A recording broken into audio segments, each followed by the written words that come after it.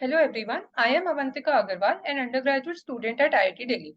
Today I will talk about our work on quantum classical polynomial hierarchy done as part of my BTP. Let me start by introducing some basic complexity classes. P is a complexity class of problems which can be solved efficiently in polynomial time. NP is the class of problems for which a given solution can be verified efficiently. For example, the Boolean satisfiability problem belongs to NP. The P versus NP question is a central question in complexity theory, and it is widely believed that P is not equal to NP. Using this assumption, we can show multiple results in complexity theory. For example, that there is no efficient algorithm for solving traveling salesman problem or the Boolean satisfiability problem, assuming P is not equal to NP. However, this statement is not sufficient to prove many other results in complexity theory. For example, can we decide the SAT problem using efficient circuits in place of efficient algorithms? As it turns out, we cannot answer this question based on the P versus NP assumption. Now, in 1972, Meyer and Stockner introduced the polynomial hierarchy, which is a natural generalization of NP. NP forms the first level of this hierarchy.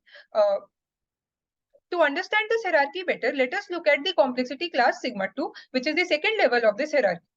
This class consists of problems which can be decided by an efficient verifier when given two alternatively quantified classical proofs as input. So if X is a yes instance of sigma 2, then there exists a short string y1 such that for all short strings y2, the verifier accepts. The ith level of pH is the generalization of sigma 2 with I alternatively quantified classical proofs. Now, it is clear from this definition that all the subsequent levels of pH are contained within each other. However, is this containment of levels strict? Just like P versus NP, it is believed that all the levels of pH are contained strictly within one another and pH is an infinite hierarchy. In fact, if any two levels of pH are equal, then we can show that all of pH collapses to this level.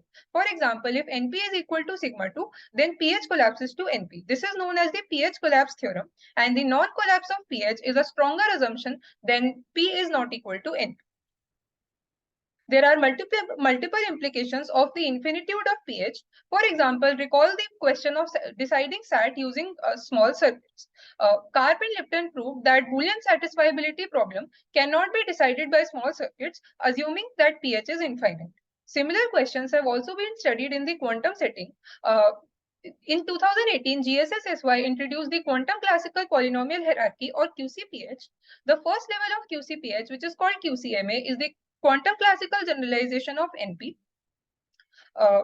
Let us look at QC sigma 2 to understand this class better. So QCPH is defined very similarly to pH, except that the classical verifier is replaced with a quantum verifier, while the alternatively quantified proofs remain classical. In the work of GSS-SY, many basic questions about QCPH were left unanswered. For example, they left the collapse question of QCPH as an open problem. In our BTP, we resolved the collapse question to show that if two levels of QCPH become equal, then QCPH collapses to this level.